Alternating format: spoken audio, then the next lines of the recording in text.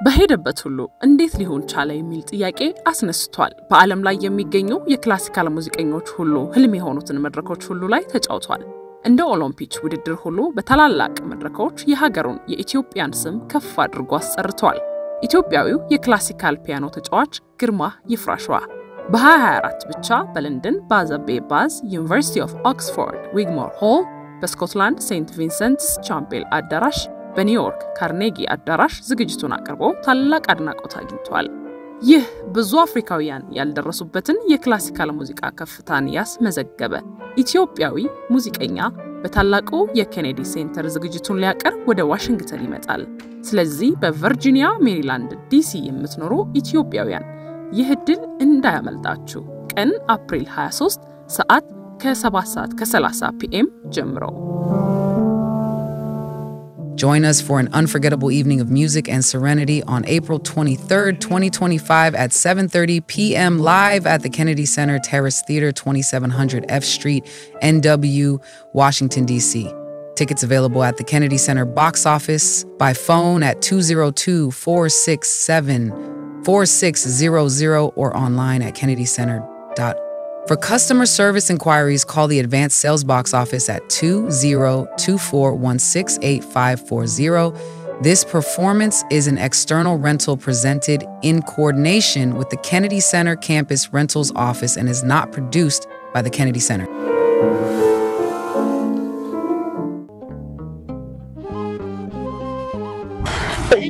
በቤታችን እንውላለን። እናንተስ? በዋሽንግተን ዲሲ የምትገኘው ርዕሰ አድባራት ቅድስት ማርያም ቤተክርስቲያን በየዓመቱ የምታዘጋጀው የሩጫ ውድድር እነሆ ደረሰ። ቲሸርት ሳልቅቦ አሁኑኑ በጊዜ ይመዝገቡ። የሩጫው ቀን May 24, 2025 ከ7 AM እስከ 12 PM። የመመዝገቢያ ዋጋ ለአዋቂዎች $40 ሲሆን ለህፃናት $25 ብቻ ነው። እኔ ለመቤታችን እሮጣለሁ። እናንተስ? እኔም ለመቤቴ እሮጣለሁ። እናንተስ? እኔ ለመቤቴ ማርያም እሮጣለሁ። እናንተስ? እኔ ለመቤቴ እሮጣለሁ። እናንተስ? ለመመዝገብ በዚህ በስክሪን ላይ በሚታየው QR ኮድ ይጠቀሙ።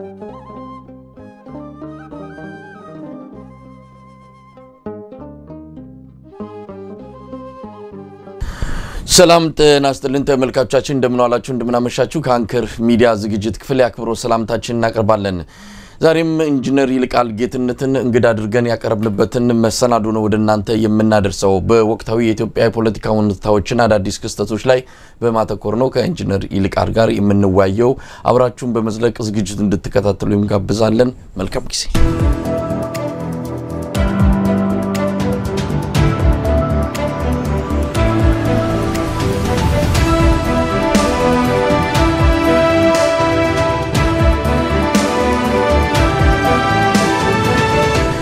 ተናስተለን ኢንጂነር ይልቃል። ሰላም በሳይ እንዴት ነህ? እንደው ዛሬ ስንገናኝ እንግዲህ ለፎ ሳምንትም ተገናኝተን እንዲሁ በፍጥነትም ለዚህ መድረክ የጋበዝኩ ብዙ ክስተቶች ተስተናግደዋል። ብዙ ነገሮችን ያንተን ሐሳብ ያንተን አስተያየት የሚፈልጉ ነገሮች ስላሉ ነው በፍጥነት እንድትመጣም ያደረኩ። እንደው ሰሞኑን አንድ ወሬ አንተንና አቶ ገዱን በተመለከተ በማህበራዊ ሚዲያ ላይ በርክቶ ያለው እንግዲህ አጠገባችን ያለው ብዙ ጊዜ እንገናኛለን። ምናልባት እንደው ምን የተለየ ተገኝቶ ነው በዚህ ደረጃ ሶሻል ሚዲያ ላይ ሁለታችሁ ስማችሁ እንደዚህ በረከተው ብዬ ነው እንግዲህ አንድም ለመጠየቅ የፈለኩት። እንደው በዚህ ልጀምር። ምንድነው ምን ሰማው ነገር? ተቧቀሳችሁ ይባላል አንተና ገዱ? አው መሳይ እንግዲህ ይሄ እውነት ለመናገር ለሚዲያው እንደው ለመግቢያ ፈገግ ለማሰኘት ካልሆነ በስተቀር ለወሬ የሚሆን ነገር አይደለም። እንደምታውቀው እኔ ይሄን መንግስት ብዬ ከመጥራት ከአቆምኩ ቆይቻለሁ። ያንንም ስል እንደው ኢትዮጵያ ውስጥ በመናናቅና አንዱ የሌላውን ሐሳብ ላለመቀበልና ላለመቻቻል ሳይሆን በመንግስትነት የሚሰራቸው ስህተቶች በመንግስትነት የሚሰሩ ሳይሆን አንድ ተራዱሪየም የማይሰራቸው ነገሮች ናቸውና እንደው ይሄንን ሳስታውስ አንድ በማስታውሰው በ99 መጨረሻና በ2002 አካባቢ የቅንጅት አመራሮች እስር ቤት ይያሉ አፋር ካምፕ ላይ ያለው ያነበብኩት አንድ መጽሐፍ አለ ምንድነው ረጅም ጊዜ የኢትዮጵያ ኢኮኖሚክ ባለሙያዎች ማህበር ለረጅም ጊዜ የሚያደርጋቸውን ውይይቶች በመጽሐፍ መልክ ራዕይ 2020 የሚል መጽሐፍ አዘጋጅቶ ነበር እንደውም ሰሞኑን ቅርብ ጊዜ ታማይ ባየነ ከዛ ንግግሮች ውስጥ የጋሽ መስፍንን አውጥቶ ለጥፎት አይቻለሁ እና በዛ መድበል ውስጥ ያ በመጽሐፍ መልክ ታትሟል በሁለት ቮሊዩም መሳይ ትልልቅ ንግግር ካደረጉ ሰዎች እነጋሽ መስፍን አለ እነ ፕሮፌሰር ብርሃኑ አለ ነፍሳቸውን ይማር እነ ፕሮፌሰር በፈቃዱ ደግፌ እንደዚህ ትላልቅ ሰዎች በየጊዜው ስለ ኢትዮጵያ በ2020 ኢትዮጵያ ምን ትሆናለች በሚል ራዕይ 2020 በሚል የኢኮኖሚ ባለሙያዎች ያዘጋጀው ነውና ከዛ ውስጥ ጭንቅላቴ ውስጥ የቀረ አንድ ነገር አለ እዛ ውስጥ ካደረጉ ስማቸውን ረስቸዋለሁ በእውነት ማን እንዳቀረቡት እዛ አንድ አዲስ አበባ ዩኒቨርሲቲ ፕሮፌሰር ናቸውና ከዛ ንግግር ውስጥ ዝም ላይ ምንድነው ኢትዮጵያ ውስጥ በጣም የተበላሸ ነገር ይሉና የፖለቲካ ፕሮፌሽናሊዝም በእጅጉ ወርዷል አሁን እኮ ኢትዮጵያ ውስጥ በፖለቲካኛና በማጅራት መች መካከል ምንም ልዩነት የለም የሚል አነጋገር እና ያ እንግዲህ ልብ በል 2002 እና 99 አካባቢ ነው ያን መጽሐፍ ያነበብኩት እስከዛሬ ድረስ ያቃል ምናልባት ሚያን ከተናገርኩ ከነዚያ ሰውዬን የወሰድኩት ሁሉ ጊዜ በፖለቲከኛና በማጅራት መች መካከል ምንም ልዩነት የለም በኢትዮጵያ ውስጥ እና ይሄ ደግሞ የፖለቲካ ፕሮፌሽናሊዝም መውረድ ነው አንድ ሰው ወደ ፖለቲካ ውስጥ ሲገባ ከማህበረሰቡ እፊት በአደባባይ ቆሞ በጋራ ጉዳያችን ላይ ነው ካለ ስለ ነገ ያስባል አሪያ ይሆናል ወጣቶች መንገድ ያሳያል ያስተምራል ያሰባስባል እና እኒህ ሁሉ የመሪነት ሐሳቦች አሉበት ስለዚህ ይሄ ከሆነ ደግሞ ኢንተግሪቲን ሁሉ የሚጠይቅ ነገር ነውና ያደባባይ ሰው መሆን ማለት ሌሎች ሁሉ ምሳሌ አድርገው የሚያይ ሰው ነው እንግዲህ እና በመንግስት በኩልና በመንግስት ደጋፊዎች የሚሰራውን ፕሮፓጋንዳ ስታይ ግን እኔ እንደውም ከማጅራት መችም ያለፈ ይሆናል ማጅራት መቾችና አንዳንድ ቡድኖችም የራሳቸው ኤቲክስ አላቸው የሚግባቡበት አንድ ነገርና በእነሱ በኩል ግን የምታየው ከዛ ሁሉ የወረደ ነገር ነው አሁን ይሄንን ለምን እንዳወሩት ይገባኛል ያናደዳቸው እኔና አቶ ገዱን ተጣሉ ነው ተደባደቡ ያሉት ነገር ለምን እንዳመጡ ስለምናቅ አሁን ተደባደቡ ያሉትን ነገር በደንብ ደግሞ አቶ ገዱም ዳውንት በረሃ ውስጥ ይልቃልም ሶማ በረሃ ለምንድነው ከጠላቶቻችን ጋር ሲሰሩ ተደመሰሱ እንዲል የሚያደርጋቸውን ነገር እንሰራለን ያቺ ትንሹ አስራችን እንደዚህ ከቆነጠጠቻቸው አሁን ደግሞ በደንብ የሚያስለፈልፋቸውንና የበለጠ የሚያዋርዳቸውን ስራ ብዙ ያልተሰሩ ነገሮች አሉና ለምን እንደዘለሉ ለምን አቅላቸውን እንደሳቱ እናቃለን ያንን ስራችንን ደግሞ አጠናክረን የበለጠ እንዲዝረከረኩ እናረጋቸዋለን መሳይ ይሄን ብቻ ነው ልል የሚችለው እንጂ ለዛ ተደባደባችሁ አልተደባደባችሁ እንደዚህ የሚለውን ቅድም እንዳልኩ የወረደ ፕሮፓጋንዳ መልስ ልንሰጠው ማንችልም አትሊስት እንደ ወግም አለው እኮ ፕሮፓጋንዳ ነው አዳዳራሹ ተገናኝተን አሁን ሞቅ ያለ ክርክር አድርገን ቢሆን ዱላ ቀረሽ ክርክር የሚለውን ወደ ድላ ወደ ውጥ ቢቀይረው አንድ ነገር ነው እኔና አቶ ገዱ መጀመሪያ አንድ አዳራሽ ስብሰባ ላይ አሜሪካ ከመጣን በግልና በዲፕሎማሲ ኢንጌጅመንት ከምናረጋቸው በስተቀር አዳራሽ ስብሰባ ላይ ተገናኝተን አናውቅም እውነቱን ለመናገር እና በዚህ ደረጃ እንደው አቅለ ያሳት ፕሮፓጋንዳ ሲሰርኮ ወጋ አለው እንዳልኩ ያቶ ገዱና እኔ አንዳንድ ምንሰራቸው ስራዎች ቢያሳብዳቸው ፕሮፓጋንዳውን ግን ከዛ በተሻለ ሶፊስቲኬሽን መስራት ይችሉ ነበርና ይሄ መንግስት ከመንግስትነት የወረደና ከማጅራት መችም ያለፈ መሆኑን የሚያሳይ ነው መሳይ እንደው ከዚህ በላይ ልልህ አልችልም ኢንጂነር ሊቃል እኔ መንግስት ያው ምንድነው ጣር ላይ ነው ያለው ጣር ላይ ያለ መንግስት የፈለገውን ሊያደርግ ይችላል ከዚህም በላይ ነገ ከነጎዳይ ልናይ እንችላለን ከመንግስት በላይ ግን እንዲህ አይነቱን ፕሮፓጋንዳ አንዳንዱ በቀንነት እውነት የመሰለው ዝም ብሎ ሶሻል ሚዲያ ላይ የሆነ ነገር ሲያይ እውነት መስሎት ያራገባል አንዳንዱ የመንግስት ደጋፊ ይሁን አይሁን መታቀው የለም ግን ዳር ይዞ እንዲህ አይነቱ መረጃ ግን አንጠልጥሎ በየሚዲያው ላይ በየሚቆጣጣረው ሶሻል ሚዲያ ሙን በተለያየ መድረክ ላይ ይዞት ሲሮጥ አለው የደረስንበትን ደረጃ ያሳየውን የግንዛቤ መጠናችንን አንድን ነገር መመርመር አንድን ነገር ነው በቅጡ ማየት ሳንችል ዘለን የምንቀበለውና የምናራግበው ነገር ከገዢው ፓርቲ መንደር ሌላ ነው ሌሎች አካባቢ ምን ደረጃ ላይ ብንደርስ ነው በማህበረሰብ ደረጃ ነገሮችን የመመርመር አቅም ያጠረን የመጣበት ምክንያቱ ምንድነው እሱ በጣም ከባድ ነው በተለይም የዚህ የሶሻል ሚዲያ ዘመን ሰውን ማሰብ ሁሉ እንዳይችልና እንደው ለደቂቃዎችም እንኳን ቆም ብሎ ቢያስብ አሁን ይሄ እንደው ስታርቱ ይዛውን በእኛ ደረጃ ያለ ሰው ይደባደባል ሲባል ተደባደቡ ብሎ ለማውራት በራሱ አሁን አቶ ገዱ ድቤ ያለ ሰው በኔ በፖለቲካ እድሜ ውስጥ ያለ እንደው አቶ ገዱ ጋር ከዛ በኋላ ተደዋውለን እኮ ስንናገር ምን አለበት እንደው በእድሜ ነው ያንሳለሁኝ እኔን ተደባደበ ቢሉ ትንሽም ሰውነቱ ተቆጣ ደሙ ሞቀ ቢባል ስለው አይ ታላቅ ነው እኮ መኮርኮም ያለበት ታላቅ ነው ተማታብ ይባላልኝና ተቀላልደንና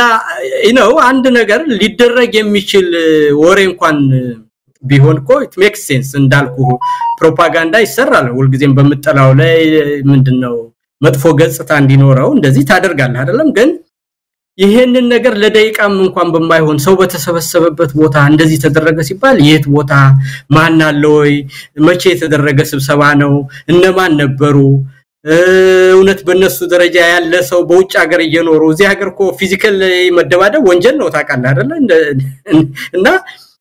ሊሆን ይችላል ወይ አይደለ አንድ ሰው ሊሰራው የሚችል በእኛና በሳቸው እድሜ ላይ ያለ ሰው ሊያደርገው የሚችልና ሊጠረጠር የሚችል ነው ወይ ብሎ ለደቂቃ ቢያስብ እኮ ይሄ ነገር ሊሆን እንደማይችል ማየት ይቻላልና እንዳልኩ ይሄ ነገር በጣም የሶሻል ሚዲያው ዘመን ሰውን አቅሉን አስቶታል ለደቂቃም እንኳን ለማሰብ በማንችልበት ደረጃ ላይ ደርሷል ግን እንደው ለወጣቶች ነው የምመክረው ነገር ተቀናቃኝንም ቢሆን ለማጥቃት ሲባል ራስን እስከሚያዋርድ ድረስ መሄድ ልክ አይደለም ደግሞ በተለይ ወደፊት በሚሆነው ነገር ዕውቀት ሊበራላይዝድ የሆነ ሰው በሰውነቱ የሚለካው አሁን ሰዋዊ በሆነ ነገር ርህራሄ በማሳየት ቀና በመሆን ጥሩ ጀጅመንት በማሳየት ስለሌሎች መጎዳት በማሰብ ነገን በማየት ነው እንጂ ባንድ ሙያ ባለቤትና ባንድ ነገር አዋቂነት የሚለካበት ዘመን አይደለም አሁን ከዚህ በኋላ የሚመጣው ዘመን ይሄ የአርቲፊሻል ኢንተለጀንስ ዘመን ሁሉም ሰው የሚሰራውን ነገር ሁሉ እየሰራ ስለሆነ ሰው የማይሰራው ነገር እንደዚህ ከነፍስ ጋር የተያያዙ ነገሮች ናቸው ይሄ የሞራል ነገሮች የኢንቴግሪቲ ነገሮች ስለ ሰው ርህራሄ ማሳየት የሞራል ጀጅመንት እና ነገን የማየት አቅምህ ነው ሰው ከዚህ በኋላ የሚለካበት ነገርና የሚኖረንም ሶሻል ቫልዩና ማህበራዊ አደረጃጀት ወደዛ ያመራ ስለሆነ እንደው ወደፊት መሪ ለመሆን የሚፈልጉ ሰዎች በአደባባይ መውጣት የሚፈልጉ ሰዎች ዘመኑ ሰውኛነትን የሚጠይቅ ስለሆነ እንደው አንድን ሰው ስለተጣሉ ብቻ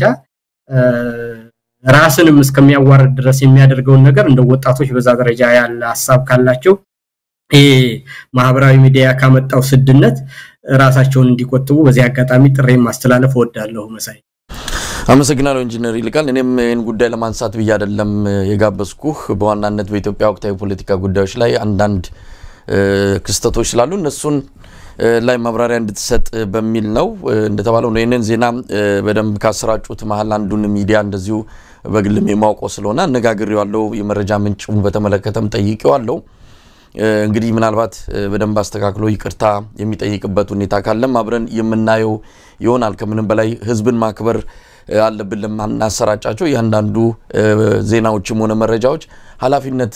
እንዳለብን አድርጌ ነው የሚሰማኝ እንዳንድ ባለሙያ የቱንም ያለ ፕሮፓጋንዳ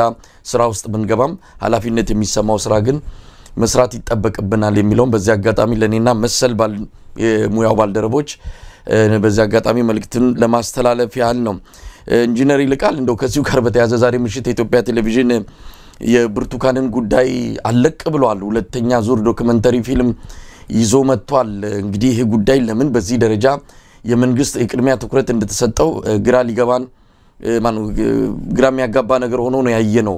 እንዴት አየው አዎ የብርቱካን ጉዳይ ምናልባትም ነገ ከነጎዲያ ገለልተኛ ወይም ደግሞ ለህዝብ ክብር ያለው መንግስት ሲመጣ እውነተኛ ታሪኳን ወይም ደግሞ ልጅቱ ከሀገር ወጣ የደረሰባትን በትክክል በራሷ አእምሮ በመትናገርበት ጊዜ ልንሰማ እንችላለን ከዛ ባለፈ 10 ጊዜ እየመጡ አሁን እየደጋገሙ የብርቱካን እውነት ይሄ ነው ይያሉ የሚነግሩን ነገር እንዳልከው የፕሮፓጋንዳው እንደው ደረጃ ይሄን ያህል ዘቅጧል ማለት ነው ከምን አንፃር ተዋለ ድጋሚ መምጣታቸው እንግዲህ የዚህ መንግስት ታሪክ መሳይ የታወቀ ነው በነገር ላይ የኛንም ይሄ ጓደኛዬ ብለህ አገኘውት ካልክና ካናገርከው የኛ ጉዳይም ከዚያው ከብርቱካን ጋርም የተያያዘ ነገር ነው ምንድነው በስተት የተሰራ ዜና አይደለም ወን ብሎ እዚያው ስቱዲዮ ውስጥ የተፈጠረ በገጆች ተልኮ ተሰጥቶት የተሰራ ነው በአጠቃላይ ይሄን ነገር ያሰራጩ ሰዎችም የመንግስት ደጋፊ የሆኑ ሚዲያዎች ናቸው በሶሻል ሚዲያ ውስጥ መንግስትን ያግዛሉ የተባሉ አካላት ናቸው ደጋግመው ያወሩትና በመረጃ ስተት በምናምን የተሰራ ነገር አይደለም እንዲህ አይነት ዴቪል ኤረር አንድ ሰው ሊሰራ አይችልምና ዲዛይንድ ነው ውሸትነቱ እኮ እንዲው ስተማው ይታያል ሰው ተሳስቶ መረጃ እንደዚህ ብሎት ያደረገው ነገር አለ እነሱ ጋር ሁሉ ደውየኮ ስልካቸው አይነሳ ምናምን እኮ ይላል እኮ መሳይ ያው ይሄ ማለት ምንድነው የኔ ስልክ ጠፍቶት ነው ይሄ ልጅ እኮ የሚያቀይ ልጅ እኮ ነው እኔን በሚገባ እኮ ቺካጎ ሁሉ በሰባያዊ ጊዜ እሱ ያለበት ከተማ ሚኒያፖሊስ እጄ ስብሰባ ሁሉ ኦርጋናይዝ ያደርግ የነበረ ምናምን ወዳጄ ነበር ልጅ እኮ ነው እና የኔ ስልክ አጥቶት ወይ የኛን አድራሻ አጥቶ አይደለምና አሰራሩ ሁሉ ከመጀመሪያ ውሸት መሆኑ ይታወቃልና ያ ውሸት ደግሞ በገዢዎች ተልቆ ተሰጥቶት የገዢው ደጋፊ የተባሉ ነገሮች ያርጉት እንጂ እንደ ያለውን እናንተ የምታናገሩ ከሆነ አንተ ራሴ ይዋሃውናል ማለት ነው በስተት እንደተሰራ ዜና አድርገህ ካሰብክ ማለት ነውና እንደ ያለ ስተት በእኛ እድሜ ያለ ሰው ይደባደባል ብሎ ሰው ባምሮ አስቦ ነው መጀመሪያ እንደው ማሰብስ ይቻላል ወይ ነው ማለት እንኳንስ ዜና ማረግ ይሄ ስለዚህ እንደው ከጭንቀታቸው ነው እና የብርቱካንንም ዜና ያመጡበት ነገር መሳይ ወደ ዋናው ነገር ስገባለ ይሄ መንግስት መጀመሪያ ወደ ስልጣንም የመጣው ስልጣን ላይ የሚቆየው በሶሻል ሚዲያ እና ያቺ የሶሻል ሚዲያ ግርግር ደግሞ አሁን ሁሉ ነገሩ ውሸታምነቱ ሲታወቅበት በሙሉ ተበልቷል ያቺን ብርቅርቅታው ይሄ በየኮሪደር ልማቱም ፎቶውም ሶሻል ሚዲያ ሰራዊት ማሰማራቱም ይህሉን ነው መሰረት የህዝብ ግንኙነትና ታይታ ነች ፎቶ አፕ ነች እና ያቺን ነገር ደግሞ በአሁኑ ባለው ጊዜ በዚህ በብሔራዊ ደህንነት መግለጫው ላይ ካየውኮ የፕሮፓጋንዳ ጦርነት ተከፍቶብን በመድር ላይ ሲከፈቱ ምናምን ይያለ ያ ህመም እንዳመመውና በማህበራዊ ሚዲያ በኩል በተደረገው ሳይኮሎጂካልና ፕሮፓጋንዳ ዋርፌር በሙሉ ውሸታም ስለሆነ ሌላ ነገር ስለሆነ አይደለም ውሸት ሳም ስለሆነ ያ ውሸቱ ደግሞ ስለተጋለጠ ተሸንፏልና ያንን እርቃኑን እንደቀረሰው የሚሸፍንበት ነገርና ለአንድ ቀንም ቢሆን የሚሆን ወሬ ፈልጓልና ሰው ደግሞ ባሳዛይ ነገር በሚዲያ ሴንሴሽናል በሆነ ነገር ሲያዝ የበለጠ ልብና አምሮ የመያዝ አቅም አለው ብለው ያምናሉ ያለው ነገርና የዚች ልጅ ነገር እንደዚሁ ሴንሴሽናል አድርጎ መቆየት ለወደቁበት አዳጋ ለአንድም ቀን ለሁለትም ቀን ቢሆን መሸፈኛ ይሆናል ከሚል የዋናው የምንድነች ስትሬንግዙ የነበረችው ነገር እቺ ሶሻል ሚዲያ ነች ያችንም ደግሞ ስለተሸነፈ ከዛ በኋላ ሰርቶ ቀዳውጥቶ የህዝብ ጥያቄዎችን መልሶ ለመኖር የሚችል መንግስት አይደለም እንደምታውቀው በእያንዳንዱ ቀን ምን ልፍጠር ያለ የኖረ መንግስት ነው ያ ደግሞ ከሆነ በእያንዳንዱ ቀን ሽንፈት ከሆነበት በየጊዜው ወደ ቁልቁለትና ወደ ውድቀት እየሄደ መሆኑን ስላወቀ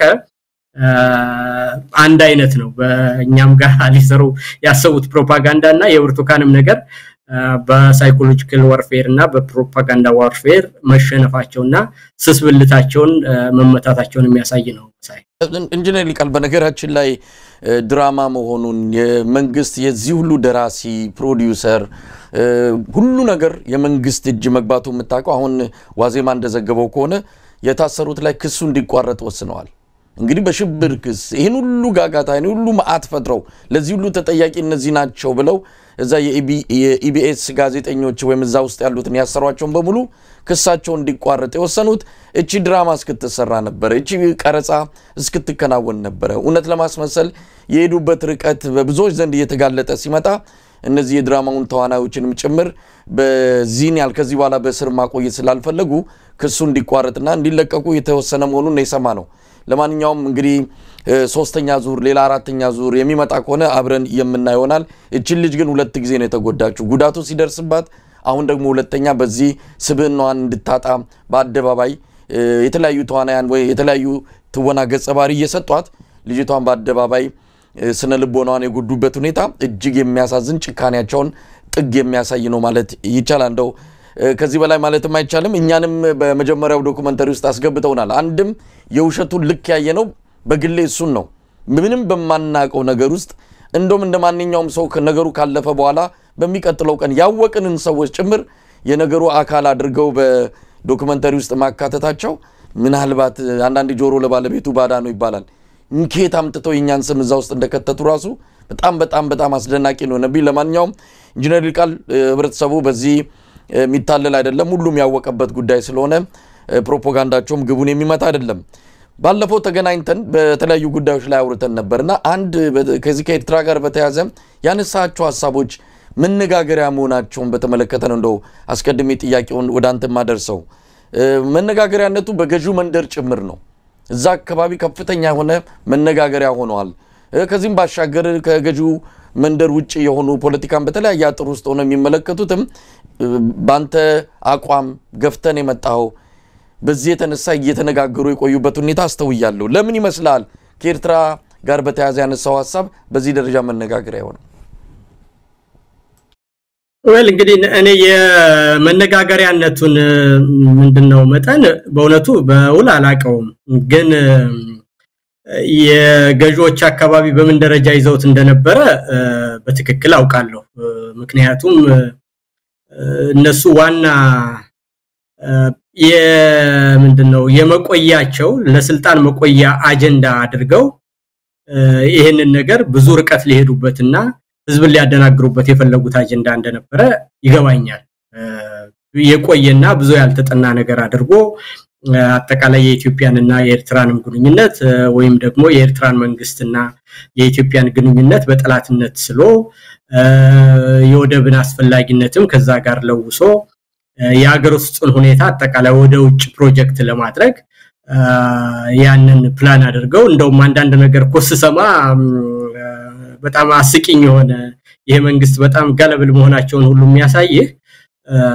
የትራምፕ አስተዳደር ሁሉ አሜሪካኖች የኢሳያስ መንግስትን ስለማይወዱ አሁን ደግሞ የአሜሪካ መንግስት ኤክስፓንሽኒስት ፖሊሲ ነው ያለው የፓናማ ካናልን ወስዳለው ግሪንላንድን ወስዳለው የካናዳን 51ኛ ስቴት አረጋለሁ ብለው ስላሉ እኛም ኤርትራን ብንወር የኢትዮጵያ መንግስት ምንም አይለንም የአሜሪካ መንግስት እንግዲህ ልብ በለ የሚሰሩትን ኮምፓሪዝን እና ስቱፒዲቲያቸው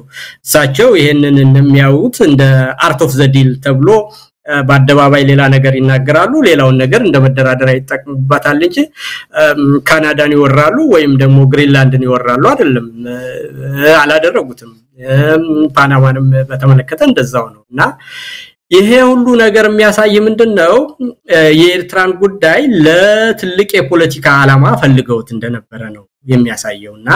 ያንን ደግሞኛ እውነቱን ለኢትዮጵያ ህዝብ ተናገረ አንደኛ የኢትዮጵያ ህዝብና የኤርትራ ህዝብ ረጅም የሆነ የታሪክም የባህልም የቋንቋም የስነልቦናም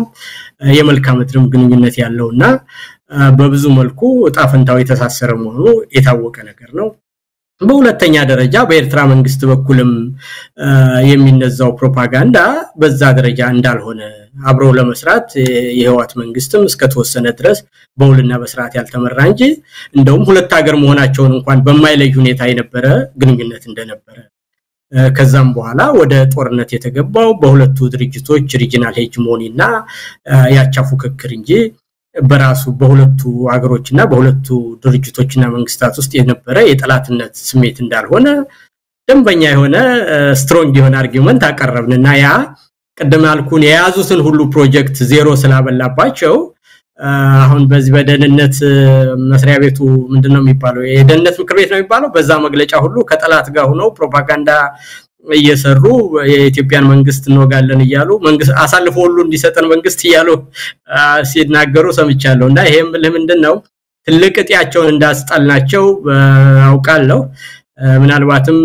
እንደው ደጋግም ነው እንጂ ካቶ ገዱ ጋርና ከኔ ጋርም የተሰራው ፕሮፓጋንዳ ከዚህ ሁሉ ጋር የተያያዘ ይመስለኛልና ትልቅ አጀንዳቸውን ከጃቸው ላይ አስጥለናቸዋልና ባላሰቡት ሁኔታ ከዚሁም ከስቴት ዲፓርትመንት አካባቢ ደወለላቸውም ስልክ እንደዛ እንዳሰቡት አሜሪካ ምንም አይለንም ሳይሆን አርፋችሁ ተቀመጡ ቀጠናውን አትበጥብጡ የሚል አይነት እንደሆነ ነው አንዳንድ መረጃዎች የሚወጡት ጋርም ተያይዞ ይመስላል አሁንም ያልኩ የዚህ ብሔራዊ ደህንነት መግለጫ የሚባለው በሰላማዊና በህጋዊ ፖለቲካዊ በሆነ መንገድ ወደ ፍላጎታችን እንቀጥላለን ሲባል ጦርነቱን በተቆጣችሁን መሰረት ተተነዋል የሚል መልስ ሁሉ ለመስጠት ይመስላልና ዝሮ ትልቅ አጀንዳ ላይ ያደርጉት ትልቅ የህዝብ ማሰባሰቢያ ትልቅ የሀገር ውስጥን ችግር ወደ ውጭ ለመግፊያ እንጠቀምበታለን ብለው የያዙትን ጮማ አጀንዳ ከጃቸው ስላስጣልናቸው ይመስለኛል መሳይ ኢንጂነር ይልቃል ነው እዚሁ አጀንዳ ላይ ልቆይና ኢትዮጵያና ኤርትራ ወደ ጦርነት ቢገቡ እንግዲህ አንድም ኮዲው ስም ተዘጋጅቶ ስም ተበጅቶ ለእኛና መሰል በዚህ አጀንዳ ላይ የተለየ አቋም ለያዝን ሊሰጠን የተዘጋጀ ስም ሁሉ አለ ባንዳ የሚል ጦርነቱ ቢከፈት ከኢትዮጵያ መንግስት ወይም ደግሞ ከአብይ ጎን ያልተሰለፈ ባንዳ የሚል ታርጋ ሊለጠፍለት ኮዲው ዝግጅት እየተደረገ ያለ ይመስለኛል ባንድ ሚዲያ ላይ ሰሞኑን የቀርበም እንዲህ አይነት ጥያቄ ቀርቦልኝ ነበር ጦርነቱ ቢጀመር ለማን ነው የምንቆመው የሚል አይነት አጀንዳ ነው ወይም ጥያቄ ነው የቀረበልኝና ያው የመለስኩትም አለ ባንዳን መንቀል ባንዳነት አይደለም በሚል መልኩ ነው የመለስኩት ለማንኛውም ግን ኢንጂነር ይልቃል አሁን አሰላለፋቸውን ከወዲሁ እንደ ፍሪቻ ሳያበሩ ሊታጠፉ የተዘጋጁ አሉ ይሄማ ያገር ጉዳይ ነው አብይ ምንም እንኳን በሐሳብ ብንለየውም እንዲህ አይነት ነገር ከተከሰተ አሰላለፋችን ከማን ጋር ነው መሆን ያለበት ጥርጣሬ ውስጥ የሚገባ የለም ብለው ኮዲው ያኮበከቡ የዚህኛው ወገን አንዳንድ ሰዎችን ያለው በእነሱም ዘንድ ነው ያንተ አቋም ይባለፈው በተለየ ሁኔታ በቁጣም ይሁን በሌላ መልኩ ሲመለከቱት የነበረው ለማንኛውም እንዲህ አይነት ስሜት እየፈጠረን ያለው ምን ማለት ይቻላል ባንዳነት ነው ወይ እንዲህ አይነት ወቅት ላይ የኢትዮጵያን ብሔራዊ ጥቅም አሳልፎ የሚሰጥ እንደ አብይ አህመድ በዚህ ዘመን በሌለበት በዚህ ወቅት ላይ ከአብይ አህመድ ጎን ተሰልፈን ይሄን ጊዜው ያልሆነን የእብድ አጀንዳ ማራገብ ኢትዮጵያዊነት ነው ብሎ ማሰብ ይቻላል ከዚህ በተቃራኒ ያሉትን ደግሞ ባንዳናቸው ብሎ መፈረጅ ትክክል ነው ይኸውልህ መጀመሪያ ጦርነት ለምንድን ነው የምንገባው እስቲ አሁን አንድ ነገር እንደው አይደለም ትልቅ ሰዎች ነን እኛ እኮ በቀደም በተደጋጋሚ እንዳልነው የህዝብ ጉዳይ ይመለከተናል ብለን አንድን ማህበረሰብ ከአንድ ደረጃ ወደ አንድ ደረጃ እንወስዳለን ብለን በአደባባይ ወጥተን ለጋራ ጉዳዮቻችን የቆምን ሰዎች እና ነገሩም ሲታይ በዛ ደረጃ ትልቅነቱን መገንዘብ ያስፈልጋል መሳይ አሁን ኢትዮጵያና ኤርትራ ወደ ጦርነት የሚገቡበት እና የባንዳነትና የአርበኝነት ስም ሊያሰጥ የሚችለው አጀንዳ መጀመሪያ ምንድነው ነው ይኸውልህ ሌላ ሀገር መንግስት ያለ አግባብ ሀገራችንን ወሮ ድንበራችንን ወሮ ዜጎቻችንን ገሎ ብሔራዊ ጥቅማችንን ነክቶ በዛ ደረጃ መንግስቱን ስለማንወደው ብቻ በአገር ሁሉናና በአገራችን ብሔራዊ ጥቅም ላይ በመጣ ነገር ላይ ቅሬታ ስላለን ብለን አገራችንን አሳልፈን ብንሰጥ ባንዳነት ይሆናል ከዛም አልፎ የመዋጋት ግዴታም ሊኖርብን ይችላል ምክንያቱም ለሀገራችን ብለን ስለሆነ አንድ ነገር ምናደርግ የተሻለ ነገር ለማምጣት በሀገራችን ላይ አንድ ችግር በመጣ ጊዜና ከጠላት ሌላ ነገር በተሰነዘረብን ጊዜ ያንን ነገር ተዋግተን ሁሉ ከማንወደው መንግስት ጋር ያንን ልናደርግ እንችላለን ያ ለምሳሌ ጃፓኖች በሁለተኛው ዓለም ጦርነት ላይ ቻይናን በወረሩ ጊዜ የማኦ ኮሚኒስት ፓርቲ ከናሽናሊስት ፓርቲው ከገዢው ጋር ሆኖ አስገድዶ ከጃፓኖች ጋር ተዋግቷል ሀገራቸውን ስለወረሩባቸው አሁን ኢትዮጵያ ውስጥ የሆነው ነገር ምንድነው ካልከኝ ሱዳን ውስጥ ገብቶ የሚበጠብጥ መንግስት ኢትዮጵያ ውስጥ ያለው ኤርትራን ትናንትና ወዳጀና የጨለማው ጊዜ ወዳጀ የሚለውን መንግስት ወደብ ካላመጣ ብሎ ካለማቀፍ ህግ ውጪ እና የኢትዮጵያና ኤርትራን መልካም ግንኙነት በጥሩ ሁኔታ ይጨርሳል ተብሎ ኖቤል ፕራይስ የተሸረመው ሰውዬ ኢትዮጵያን ካልወረርኩ ብሎ ካለም ጋር ይተጣላ ሰው የኢትዮጵያንና ኤርትራን ግንኙነት መልሶ ያበላሽ እንደዚሁ ደግሞ ሉዓላዊነትን በተመለከተ አንድን ሉዓላዊ ሀገር የውጭ ግንኙነት በማይመለከት ከአንድ ሀገር ግዛት ጋር ልዩ ፊርማ ተፈርሞ ከሱዳን ጋር እንደዛ አይነት ችግር ውስጥ የፈጠረበት አገር ውስጥ ህዝብን በህዝብ ላይ ያነሳሳር ስበርስ ያጫረሰ የሚል መንግስት ይሄንን መንግስት ለማስወገድ በተመለከተ ለምናረጋው ጦርነት አጋሮቻችንን ከውስጥም ከውጭ ማሰባሰብ ሲገባን ከዚህ መንግስት ጋር አብራችሁ ተዋጉ እሱ ሂዶ ሲሄድ ኢንሴንቲቭ ምንድነው አሁን የኤርትራ መንግስት እኮ ኢትዮጵያን ለወረራ አላለም ባለሁበት ነው ያለው ያለውትም ባርጀርስ ስምምነት የተሰጠ ነው ያንንም ሲጠይቅ ሰምተን አናቅም የኢትዮጵያ መንግስት ወደብ አመጣለሁ ብሎ የሌላ ሀገር ሲወር ሂዳችሁ ሂደን ኑረር ነው የሚባለው እና እነዛ አርበኛ ነን የሚሉ ሰዎች ምንድነው የሚሉ ቀድሞ ነገር እኮ እንደው አንዳንዱ ነገር ቅድም እንዳልኩ ባልተረጋገጠ ነገር ክብራችንን በሚነካ ነገር መረጃ በለለን ነገር አንናገርም ነው እንጂ እኮ የሱም ይዋጋው እኮ የአረብ መሬትን ፍላጎትና ከሳውዲ ጋርና ከሌሎች ጋር ያላቸውን ፉክክር ለመወጣት ሲል የነዛን አጀንዳ ይዞ ነው የኢትዮጵያ ሁሉ አንዳንድ ጀነራሎች ጉርሻ ይቀበላሉ ነው የሚባለው ከኤሚሬትስ መንግስት መሳይ እና ይሄ ብዙ ሰው ሲናገረው የሰማሁት ነገር ደግሞ እነዛ ሀገሮች በእንደዚህ አይነት ነገር የታወቁ ናቸው የተወሰኑ ሰዎችን ብራይ በማድረግ በፐርሰናል ዲፕሎማሲ እና ማታለልና በመደለል ብሔራዊ ጥቅማችንን ሁሉ እናሳካለን ብለው በፔትሮ ዶላር ያበዱ ሰዎች ናቸው ያንን ለማድረግ ነው እንግዲህ ኢትዮጵያንና ኤርትራን ታሪካዊ ግንኙነት ወደ ጦርነት ሲያስገባ እኛንም እየደበደበ ጎረቤትም እየረበሸ ዓለም ሁሉ እና ዓለም አቀፍ ጉጭ የሚያደርገውን ነገር መደገፍ እኔ አላዋቂነት ነው የሚመስለኝ እኔ እነዚህ ሰዎች አርበኝነት ምን እንደሆነ አያውቁትምና የአብይ መንግስት ለኦነግ ሰልል ነበር ለአሜሪካ ሰልል ነበር ለግንቦት 7 ሰልል ነበር ለምን እንደው አብይ አገር ወዳድ ሆኖ እናንተን በባንዳነት ሲከሰል ያን ታሪክ ለማየት ያብቃን እና ግዴለም መሳዬ የልጆች ጨዋታ ነው ያው እንግዲህ የኢትዮጵያ አጀንዳ እንዳልሆነ ከዚህ ቀደምም በተደጋጋሚ ብዙ ሰዎች ያሉት ጉዳይ ነው ሱዳንም የገባው የተባበሩት አረብ ኤሚሬትን አጀንዳ ለማስፈጸም ነው ዛሬ የሱዳኑ ወታደራዊ መሪ ሁሉን ነገር አሸንፈው ወደ አስመራ ሁሉ ያቀኑበት ሁኔታ የሚያሳየው የናቢ ፍላጎት የተባበሩት አረብ ኤሚሬት ፍላጎት ሱዳን ላይ እንደተቋረጠና እንደተቆረጠ የሚያሳይ ነው ከሶማሌላንድም ጋር የገባንበት ፍጥጫም አንድም የዚቹ ነው ሀገር የተባበሩት አረብ ኤሚሬትን ፍላጎት ለማስፈጸም ነውና በአንድም ይሁን በሌላ 4 ኪሎ ያለው መንግስት ቅጥረኛ መንግስት ሆነ የተቀጠረ መንግስት ሆነ በኢትዮጵያዊነት በኢትዮጵያ መስዋዕትነት የሌሎችን ሀገራት ጥቅም ለማስከበር ቆርጦ የተነሳ መሆኑን ከዚህ በላይ ማሳያ የለምና ወደፊትም የኢትዮጵያ ህዝብ በነቃ ሁኔታ ነው ጉዳዩን መከታተል ያለበት ቀደም ሲል የተከሰከውን የብሔራዊ ደህንነት ምክር ቤቱን አጀንዳ እንደው በዚህ አጋጣሚ እናንሳው በዚህ ጉዳይ ላይ ተወያይቷል ተብሏል ምናልባት አንተ ለስለስ አድርገው ገለጽከው ግለቱ እንዲጨምር መደረግ አለበት ነው በተነሳንበት ግለት እዚህ ወደቡ አጀንዳ መቀጠል አለበት ነው የተነሱበት ግለት ሰላማዊ አልነበረም የተነሱበት ግለት በውይይት አይደለም በኃይል ነው በኃይል እንወስዳለን ነው የሚቀጥለውን ምንድነው እሬቻ ቀይባር እናከብራለን የሚል እብሪትና ድንፋታ ነው የሰማነው ስለዚህ በግለቱ ይቀጥላል በሚል የተገለጸውን አሁን አንተ ባስቀመጥከው መልኩ ኃይልና እንጠቀመን በዲፕሎማሲና በውይይት ነው ወደብ እናገኛለን የሚል ነገር ወይም ደግሞ ትርጉም አዝሏል ማለት እንችላለን ወይ ሌሎችንም ጉዳዮች አነሳለሁ እንደው ከዚሁን ጀምር የብሔራዊ ደህንነት ምክር ቤቱን መግለጫ እንዴት አየው እንግዲህ መግለጫው አጠቃላይ መሳይ በመንግስት በራሱ መሸነፉን ያመነበት መግለጫ ነው እዛ ላይ ካየው እኮ በምንድነው ሶስት አካላት እየተዋጉን ነው የሚለው እና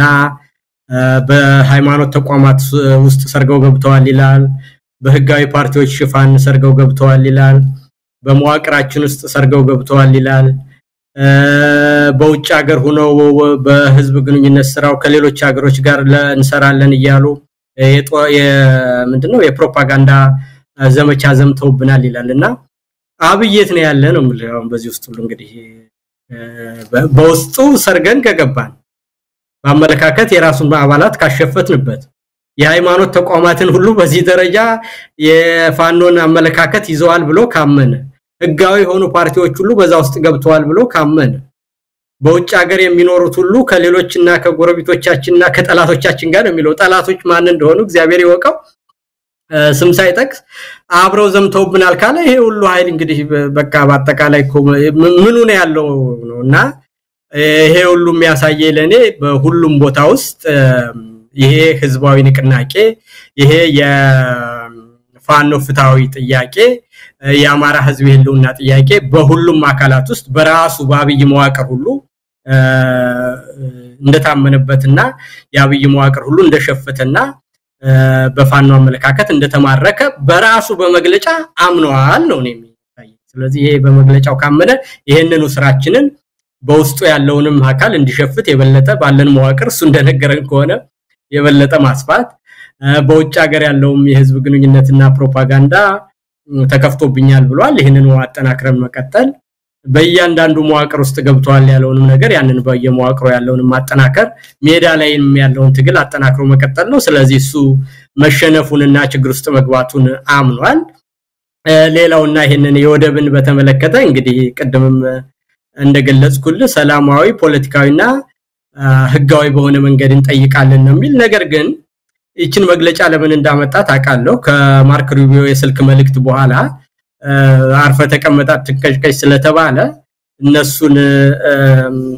ለማታለል ሊሆን ይችላል እሱ ይመቸኛል ካለ ምንም ነገር ለማድረግ እንደሚፈልግ ይሄኛውን በር ሲዘጋበት በዚህ እንደሚሮጥ ይሄኛው ሲዘጋበት ወደ ኋላ እንደሚሄድ ሁሉንም ነገር የሚያደርግ ሰው እንደሆነ unpredictable መሆን አይደለም ያብይ ሁሉንም አይነት ነገር ለማድረግ መርህ የሌለው ሰው ነው unpredictable ሳይሆን መርህ አልባ በዚህኛ አንድ ሰው እኮ አጀንዳ ይዝና ያን አጀንዳ ብዙ መስዋዕትነት ቢያስከፍሎም ህዝብ ያሳመነ መዋቅሩን ያሳመነ ዲፕሎማሲውን ያሳመነ ያንን አጀንዳ መግፋት እና በዚህ በኩል ከዘጋበት በዚህ ይሮጣል በዚህ ከዘጋበት እንደ ህፃን ልጅ ነው ምንም አላማ የሌለውና ወደ ሁሉም አቅጣጫ የሚሄድ ሰው ስለሆነ ዛሬ ያለው ነገር ነገ ሊቀይረው እንደሚችል ማወቅ ያስፈልጋል ከዚህ በኋላ ተመልሷል ብሎ መዘናጋት አያስፈልግም አንተ እንዳልከው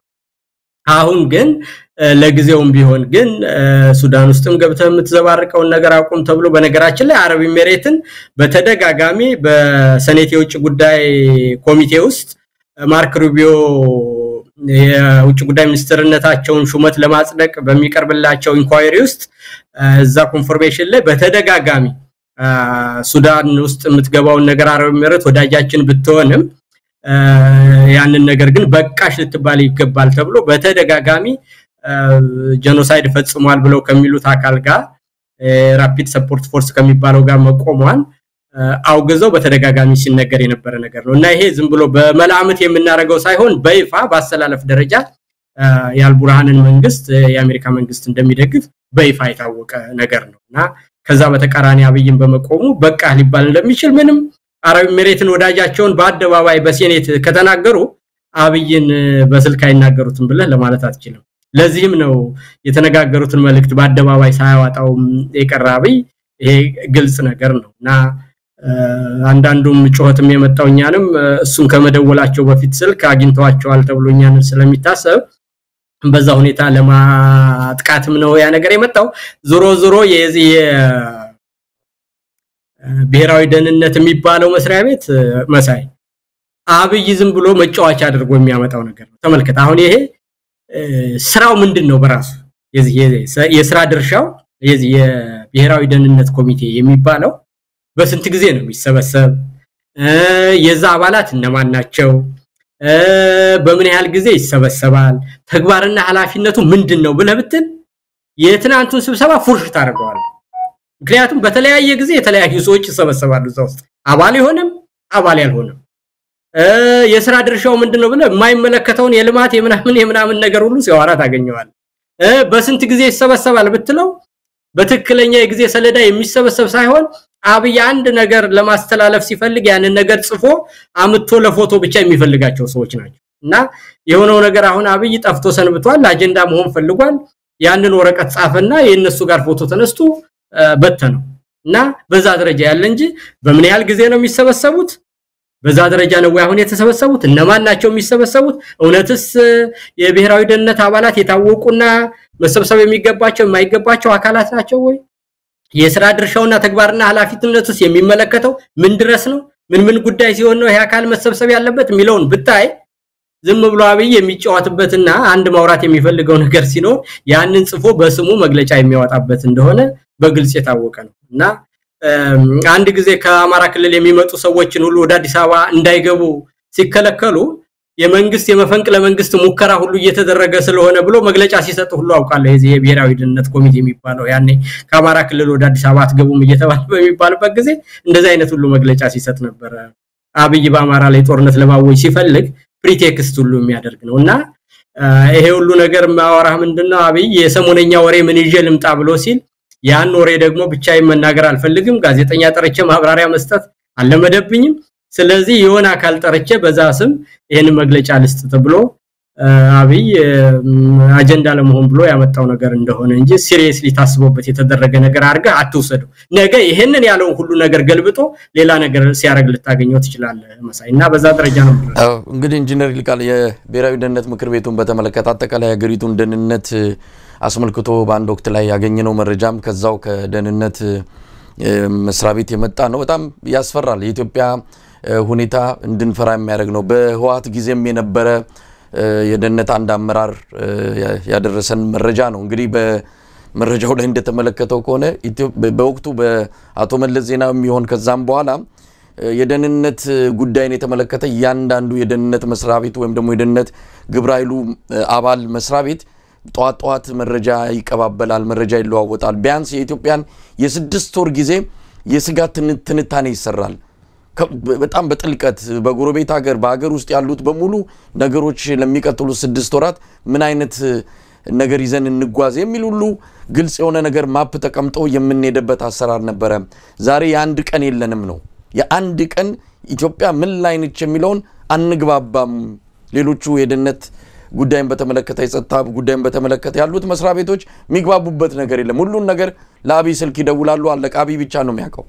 ስለዚህ የደህንነት ምክር ቤቱ የሚባለው ዝም ብሎ የይስሙላ ነው። አንታው እንደገለጽከው ድንገት አብይ አህመድ እንደተባለው ታሞ ጠፍቷል የሚል ወሬ ተበራክቷል። ወሬውንም እነሱ አሰራጭተውት ሊሆን ይችላል። ድንገት ተናፍቄ ልምጣ በሚል ሲመጣ ደግሞ የሆነ ነገር ይዞ መምጣት አለበት። እንደነዚህ አይነት ጉዳዮችን ምናልባት ወደኋላ ላይ እናነሳው እንችላለን። የትግራይንም ጊዜያዊ አስተዳደር በእንደዚህ አይነት ሴሬሞኒ ሽግግር ማድረግ ርክክብ ማድረግንም ጨምሮ በእነዚህ አጀንዳዎች ብቅ ማለት የፈለገ ነው የሚመስለው። ለማንኛውም ወደ ደህንነት ምክር ቤቱ አንዳንድ ጉዳዮች እንምጣ። ብዙ ነገሮችን አንስቷል። የማይመለከተውንም ጉዳይ ኢትዮጵያ ተበለጽጋለች ሁሉ ብሎ የፓርቲ ወገንተኝነትን ያነሳበት ሁኔታም አለ። ገለልተኛ ተቋማት ናቸው እንግዲህ ተብሎ የሚታመነው መከላከያም ሆነ የደህንነት መስሪያ ቤቱ። ስለ ብልጽግና ጉዳይ ይነሳል። ስለ IMF ሁሉ የተነሳበት ጉዳይ ነው ያለው። ኢትዮጵያ ውስጥ ያለውን በሙሉ የጸጥታም ሆነ የእገታ ሌሎች ችግሮችን ቀውሶችን በሙሉ ጣት የሚጠነቁሉት በሌሎች ኃይሎች ነው። መንግስት ወደደም ጠላ ማንንም ያድርገው የሀገሪቱን ደህንነትና ጸጥታ የማስከበር ኃላፊነት እንዳለበትም ዘንግቶ ሌሎችን የመውቀስ ላይ ያተኮረ ይመስላል። እንዳልኩም ውጭ ያሉትንም በፕሮፓጋንዳ ስማችንን እያጠፉ ነው በሚልም ምናልባት ነገ ከነገ በኢንተርፖል አማካኝነት እንደኛ አይነቱን በመንግስት ላይ የተለየ አመለካከት ያላቸውን አክቲቪስቶች ጋዜጠኞችንም አድኖ ለማስያዝ ፍላጎት እንዳለው ያየንበት መግለጫ ነው። በአጠቃላይ መንግስት ያለበትን ሁኔታ ያሳየን ይሆን የደህንነት ምክር ቤቱ ያወጣቸው ነገሮች? ያው እሱን ነው በአየሁት። በአንድ መልኩ መሳይ እንዳልኩ አንድ ነገር ምን ጥቅም አለው ምን ጉዳት አለው የምንሰራው ነገር ምንድነው ካስቀመጥነው ራዕይና ግብ አንፃር ምን ያህል አሳክተናል ተብሎ የወጣ ነገር አይደለም። ከዛም ቀራርመው የማይመለከታቸው ነገር ሁሉ አውርተዋል። እንደው ፖለቲካና አቃለን ለማለትም ይመስላል እኮ ምንድነው የፈረሱ አሊያንሶች የፈረሱ ያሉ ሀገሮች ምንስቴሲስ ምናም አሁን ያ ምን አገባቸው በዛ ሁኔታ ቢወራም ደግሞ አሁን ያ ፐብሊክ የሚደረግ አይደለም። እንደዛ አይነቱ ነገር አንድ ብልህ የፖለቲካ ሰው እንደዛ አይነቱን በአደባባይ ሊናገር አይችልም። ዛሬ ወዳጅ ለሆነው አካል ነገ ላይግባባ ይችላል። ወይም ደግሞ ዛሬ ቅር የተሰኘውን ሰው ነገ አብረህ ልሰራ ስለምትችል የግድ ካልሆነ በስተቀር ስለሌሎች ሀገሮችና ስለሌሎች ሁኔታዎች የምሰጠው ነገር በተቻለ መጠን የተቆጠበና ነን ኢንተርቬንሽኒስት የሆነ ሐሳብ መሆን እንዳለበት በዲፕሎማሲ ውስጥ የታወቀ ነገር ነው። ይሄ ግን የምታየው አብይ ኢንሴኪዩርድ መሆኑ ሀገሩን አልቻለውም፣ ዕውቀት የለውም፣ ብቃት የለውም የሚል አስተያየት ስለሚሰጥበት አውቃለሁም ለማለት ይመስል አይነት አስቂኝ የሆነ ነገር አለበት። በዛ ላይ ደግሞ መዋቅሬን ሁሉ ወረውኛል ካለ በውጭ ሀገር ፕሮፓጋንዳ ከሌሎች አካላት ጋር ሆኖ ሁሉ ዘምተውብኛል ካለ መሬት ላይ ሲሸነፉ ይላል እኮ ፕሮፓጋንዳና ሳይኮሎጂካል ወርፌር አንዱ የትግል ሜዳ መሆኑን ሁሉ ይረሳዋል። በቃ አሁን ያለ መዋቅር መሬት ላይ ሲሸነፉ እንዲያረጉ አይባልም። ሁለቱ አብሮ ያለ ነገር ነው። ሳይኮሎጂካል ወርፌር አንዱ አይነት የጦርነት ግንባር ነው። ሁለተኛ ነገር ህፃናትን ትምህርት ቤት ላይ እየጨፈጨፈና በህዝብ ላይ ጦርነት ማወጁንና ያንን ለመከላከል ባላቅም ሁሉ ህዝብ መነሳቱን ረስቶት እንደ እንትን ምንድነው ቪክቲም ሜንታሊቲ ሁሉ ሊያመጣ ይፈልጋልና በተቻለ መጠን የሱን አስተዳደር ለመንቀልና በኢትዮጵያ ውስጥ መንግስት እንዲኖር ቀጠናውም አጠቃላይ የኢትዮጵያ ህዝብም የአማራ ህዝብም በሰላም እንዲኖር ለማድረግ የትንቅንቅ ትግል እየተደረገ መሆኑን ረስቶት የበደለኝነት ስሜት በማውራት የሱ ደጋፊ ሊያሰባስብ ሁሉ የሚፈልግ ነገር ይመስላልና ይሄ ሁሉ ነገር ስታየው ምንድነው በጥሞና የታሰበበት እንዳልሆነ በሌላ ወገን ግን ችግር ውስጥ መግባታቸውን ሁሉ በግልጽ ያመኑበት ነው። መዋቅራችንን ወረውታል ብለው ካሰቡ የሃይማኖት ተቋማትን ሁሉ ወረዋል ብለው ካሰቡ ያኮረፉ ድርጅቶችን ሁሉ ይዘው በእኛ ውስጥ ዘምተዋል ብሎ ካለ ሰላማዊ ፓርቲዎችን ሁሉ በዛ ደረጃ ውስጥ ገብተዋል ካለ ምን አይነት ሐሳብ ቢሆን ነው ይሄን ሁሉ አካል ያሸፈተው? ስለዚህ መንግስትን እየተወ የመንግስት መዋቅርም ከሄደ የሃይማኖት መዋቅሮች ሁሉ ለዚህ አካል ዝንባሌ ካሳዩ ይሄ አመለካከት ጀስቲስ ያለበትና እውነተኛ አመለካከት መሆኑን የአብይን መዋቅር በሙሉ ልቡን እንዳሸፈተውና እንደማረከው የሚያሳይ ነገርና አብይ መሸነፉን አውቀን ያንኑ ስራችንን አጠናክረን መቀጠል ነው። ስለዚህ ኢንተርናል ዲስቴንሽን እና በውስጡ ደግሞ ክፍፍልንና መለያየትን መንዛት በአንድ ተቀናቃኝ ውስጥ ግራም አጋባትና ከውስጡ እንዲበሰብስ ማድረግ አንዱ የትግል ስልትና ዘዴ ስለሆነ ኢንፊልትሬሽን ይሄ ደግሞ አጠናክረን መቀጠል ያለብን ነውና በአጠቃላይ ስታየው በሪፖርቱ ከሆነ ምናልባት ውስጥ ያለንን ሚና ምን ያህል እንደሆነ በውል ያልተረዳን ሰዎች የበለጠ ውስጣቸው ድረስ እንዳመማቸው የሚያሳይና መሸነፉን የሚገልጽ ነገር ሆኖ ነው ያገኘሁት። መሳይ አጠቃላይ እንግዲህ ከብሔራዊ ደህንነት ምክር ቤቱ መግለጫ አውጣ እንበልና ሰሞኑን ትግራይ ላይ የተካሄደውን አጠቃላይ ሁኔታ እስቲ እንመልከተው። አብይ አህመድ በትግራይ ያለውን አጠቃላይ የፖለቲካ ለውጥ የተመለከተበት መነጽርና ወይም ለመፍታት የሄደበት መንገድ ስናየው በትግራይ የተፈጠረው አዲስ የፖለቲካ ንቅናቄ በተለይ ወጣቱ ማህበረሰብ ክፍል የፖለቲካ ሊቱ አጠቃላይ አዲስ የፖለቲካ ፓርቲዎች የመጡ ህወሓት ላይ ፈተና የመደቀናቸው ሁኔታ ብዙ ነገር ለውጥ ይመጣል ተብሎ በሚታመንበት በዚህ ወቅት ላይ አብይ አህመድ አሁንም ከህወሓት ሰዎች ጋር ምናልባት በምን አይነት ፎርም እንደሆነ ባይታወቅም አብሮ ለመስራት የሚያስችል ፍላጎት ያሳየበትን መድረክ ነው በቅርቡ ያየነውና እሱ የሾመው እሱ የሰየመው በፊርማው ስልጣን የሰጠው የትግራይ ጊዜያዊ አስተዳደር ፕሬዝዳንት ጌታቸው ረዳ ተፈናቅሎ በኃይል ወደ አዲስ አበባ መጣ። ያንን ማጽናት ወይም ደግሞ ስልጣኑን እስከተመደበለት ጊዜ ድረስ እንዲጨርስ ማድረግ ማስገደድ ሲገባው እነሱ ያሉትን ተቀብለው በእንደዚህ አይነት ሴሬሞኒ የጊዜያዊ አስተዳደሩ ፕሬዝዳንት ሌተናል ጀነራል ታደሰ ወረደ እንዲሆን አድርጓል። ምናልባት ይሄንን የፖለቲካ ክስተት እንዴት ተመለከትከው? አብይ አህመድ ተሸነፈ ወይስ አሸነፈ? ምን ማለት ነው የምንችለው? እንግዲህ መሳይ እዚህ ላይ ሁለት ነገር ነው የምታየው። የትግራይ ፖለቲካ ብዙ ጥንቅጥ ያለበት ነገር ነው። አሁን አንደኛው በአጠቃላይ በትግራይ ናሽናሊዝም ውስጥ ያለው ነገር እንትን ነው። ይሄ እንደው ጀብደኝነት ባልልህ እንኳን ይሄ ሂብረስ የሚሉት በእንግሊዘኛ ሁሉን ነገር እንችላለን ባይ አይነት ናሽናሊዝም ነው ህወሓት ውስጥ የተፈጠረውና ያንን ናሽናሊዝም በሚመጥን ሁኔታ ደግሞ ፕሪቶሪያውን ስምምነት ብዙ አካል አልተቀበሉት እንደ ሽንፈት የሚያሳይ አይነት መንፈስ አለው ብለው ስላመኑ ለትግራይ ናሽናሊዝም ሰጥቶት ከነበረው አመለካከት ጋር ብዙዎቹ ያንን ለመቀበል ይቸግራቸዋል። በሌላ ወገን ደግሞ አዳዲስ ህወሓትን ይሄን ሁሉ ነገር ካደረገ በኋላ በባጀት ጀብደኝነት አርቆ ባለማየት እና የአይዲዮሎጂና የድርጅት ታማኝነት ይዞ ለህዝቡ የሚመጥን ነገር ባለመስራቱ ትክክለኛ ሊደርሺፕ ባለማሳየቱ የትግራይን ህዝብ ለአደጋ አጋልጧል የሚል በተለይም ደግሞ በወጣቱ ማህበረሰብ ላይ ትልቅ የሆነ ንቅናቄና ህወሓትን ያለመፈለግ አይነት ሙቭመንት የሚመስል ነገር ተፈጥሯል እና ይሄ ነገር ደግሞ አቶ ጌታቸው ረዳና ሌሎችም የሚዲያ አካላትም ወጣቶችም ሲቪክ ማህበራትም በሰፊው የተሳተፉበት አይነት እንቅስቃሴ ነው። ሁለተኛው ነገር ደግሞ የአብይና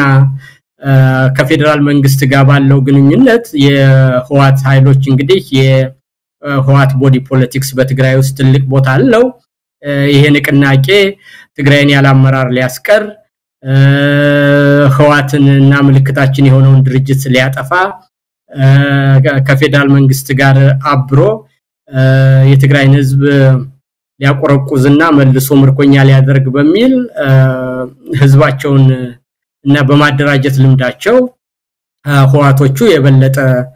ተጠናክረውና ሞቢላይዝ አድርገው ወደ አደባባይ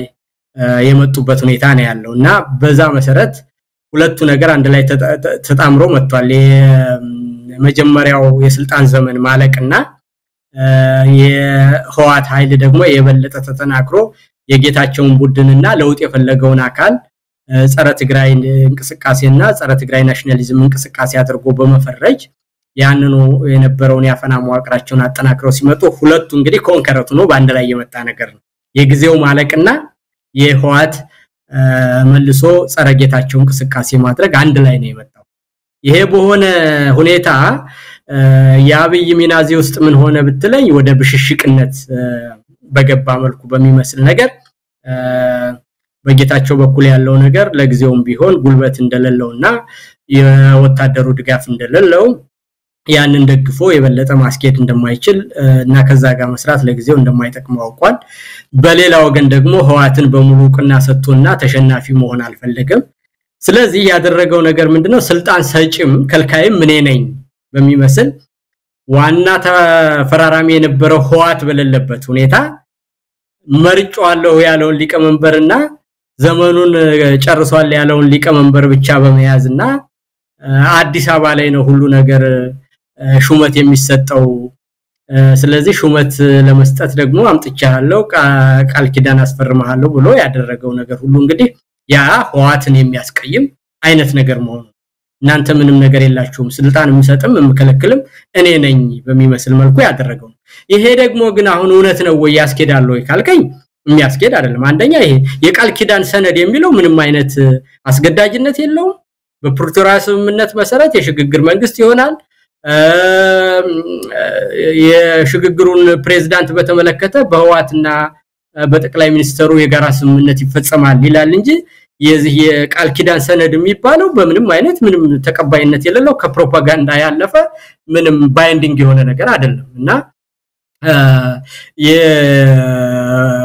የጀነራል ታደሰ ስልጣን የሚመነጨው ከፕሪቶሪያ ስምምነት እንጂ ይሄ ቃል ኪዳን ሰነድ የሚባለው ሴሬሞኒያል የሆነና ፕሮፓጋንዳ ምንም አይነት ጥቅም የሌለው ነገር ነውና የሚሆነው ስምምነቱ በህዋት መካከልና በፌደራል መንግስት መካከል የሚፈጸም ኮንሰንት እንጂ በእንዲህ አይነት ነገር ማድረጉ የባሰ ህዋቶችን ለውስጥ የሚያስገባ አለመተማመን መኖሩን የሚያረጋግጥ ያንን ግን አምኖ መቀበል ያልፈለገበት ሁኔታ በተለይም ደግሞ በልዩ ሁኔታ በቃል ኪዳን ሰነድ ውስጥ ከፕሪቶሪያው ስምምነት ውጭ ከሌሎች አካላት ጋር የሚደረጉ ግንኙነቶችን ማስቆም የሚለው ነገር በሌላ አነጋገር ህዋቶች ከፕሪቶሪያ ስምምነት ውጭ የሄዱበት ያለ መንገድ አለ ብሎ ማለት ነውና ያንን ደግሞ የሚያደርግ ፕሬዝዳንቱ ለብቻ የሚፈርመው ሳይሆን ከሆነም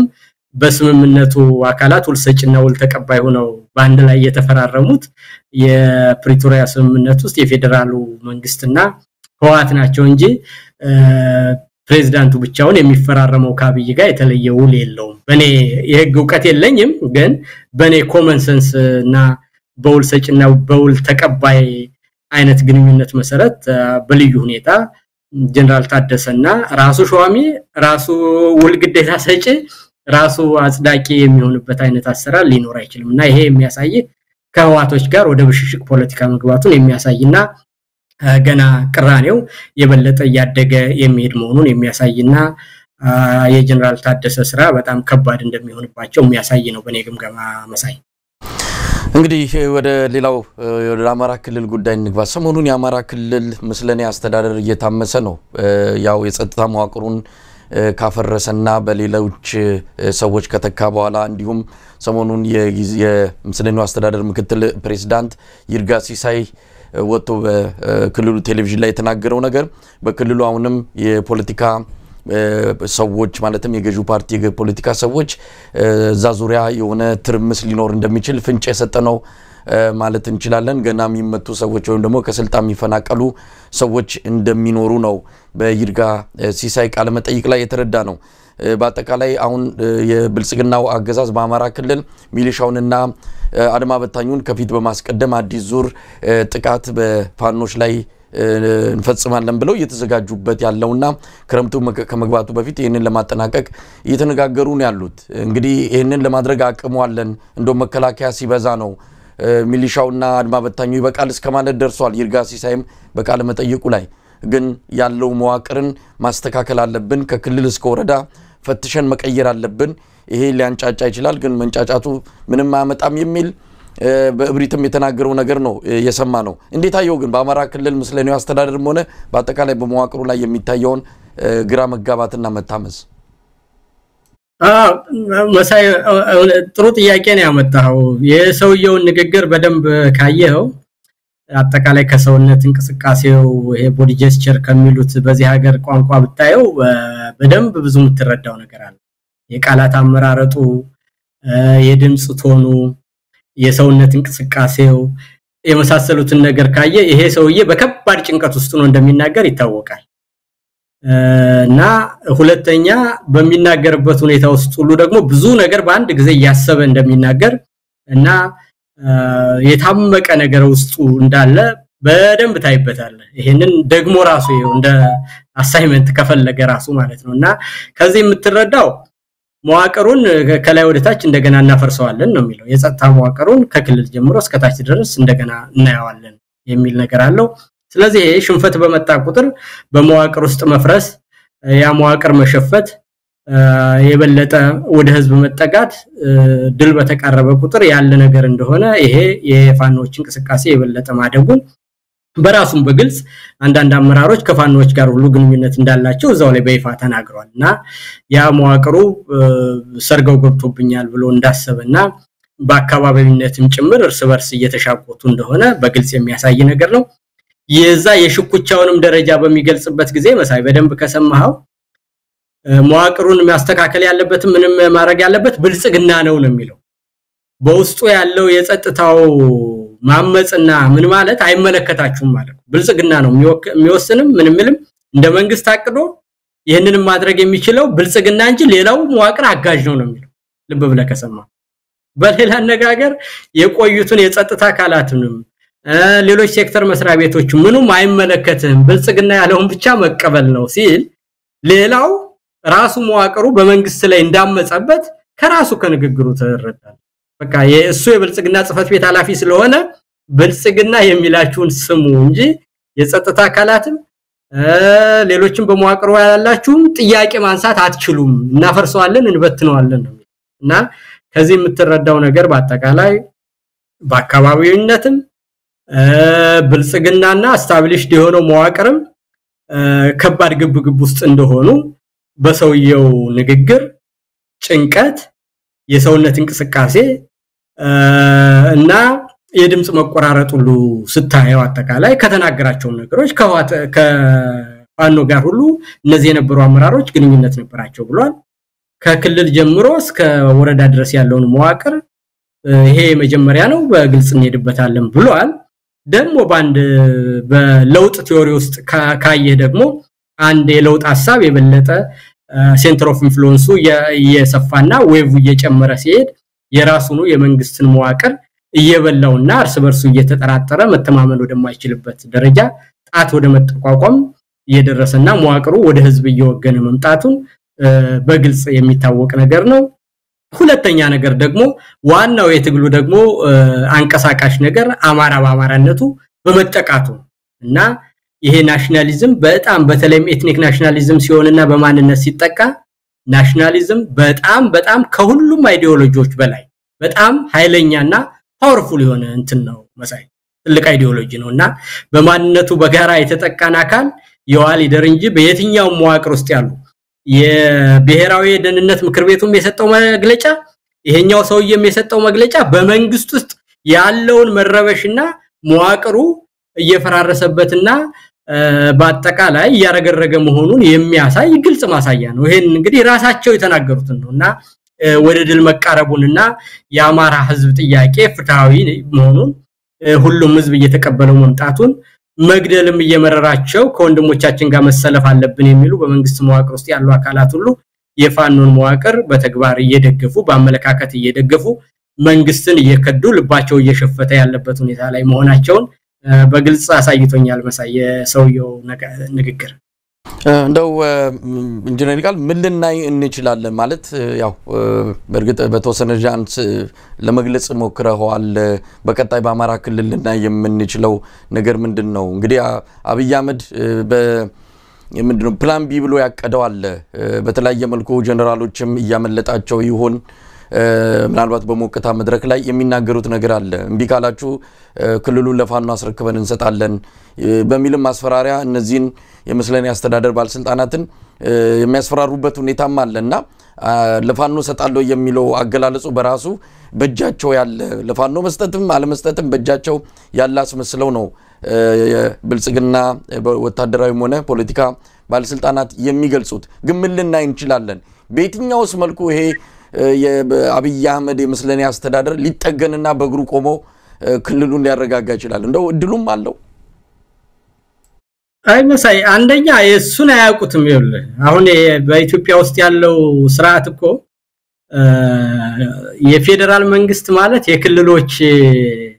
ሸርድ ሩል ነው እና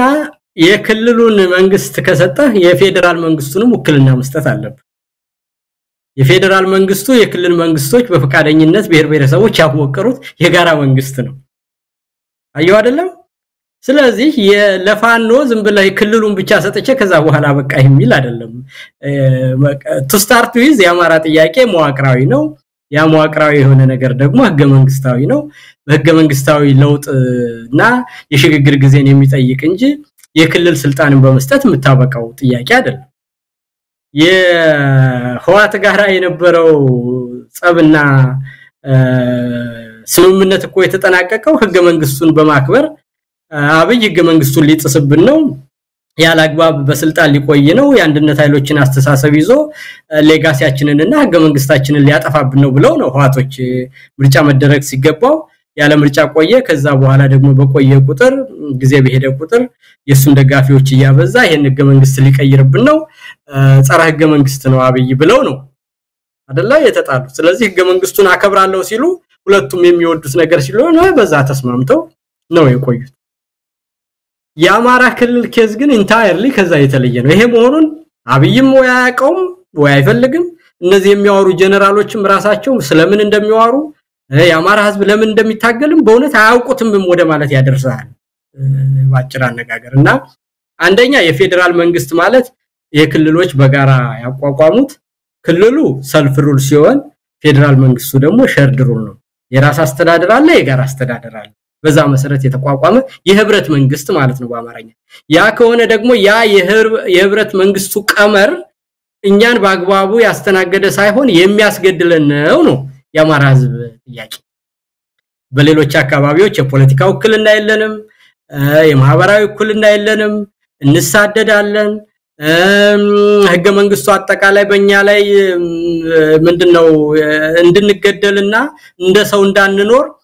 ትርክት የፈጠረብን አመለካከት ስለሆነ አጠቃላይ የማህበራዊም የፖለቲካም የኢኮኖሚም ጭቆና እንዲደርስብን ያደረገን ነገር መዋቅራዊ ነው ስለዚህ ያ መዋቅራዊ ችግር እስካልተፈታ ድረስና ወደ ሽግግር ጊዜ ካሌር የሚፈታ ችግር የለምና ይሄ የሚያወሩት ነገር ሁሉ መሳይ ስለ ሁኔታው ግንዛቤ ካለ መኖርና የጥያቄውንም ልክ የመፍትሄውንም ደረጃ በውል እንደማያውቁት ማሳያ ነው ብዬ ነው ላልፈው የሚችለው ግን አንድ አይነት ነገር አብይ እንደፈለገ ደግሞ ማወቅ ያስፈልጋል አብይ እቺ የምርጫ ጊዜዋ ስለደረሰችበት ይችን የምርጫ ጊዜ ስልጣኑን ሌጂቲሜት አድርጎ ለማሳለፍ ከዛ በኋላ እሱ ራሱ ልዩ የሆነ ጠቅላይ ሚኒስትር ነኝ የሚልበት ከምሬ ከዘመነ ወይም ከሀብቴ ወይም ከደሳለኝ የተለየ ስልጣን እንደሌለው ከብዙዎቹ እንዳንዱ እንደሚሆን ስለሚያቅ ያቺ ጊዜ ሳታልፍ አንድ አይነት መቋጫ ነገር አበጅቶ ስልጣኑን ለማራዘም የሚፈልጋት ነገር እንዳለች ይፈልጋል በዛ ሂደት ውስጥ አንዳንድ ጊዜ ድርድር የሚመስል ነገር ማውራት ይፈልጋል አሁን እንዳልከውም ክልሉን ለፋኖ ሰጥቶ ስለመውጣት ያስባል ሌሎች ነገሮች ሁሉ መውጫ ቀዳዳ ጠፍቶት በዛ ውስጥ እየዳከረ እንዳለ ይታወቃል ግን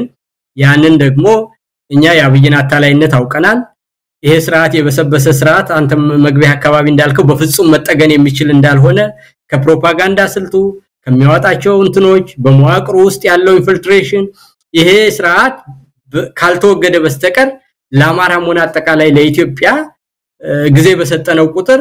ችግራችንን መፍታት ወደማንችልበትና አገር እስከማጣት ሊያደርሰን ስለሚችል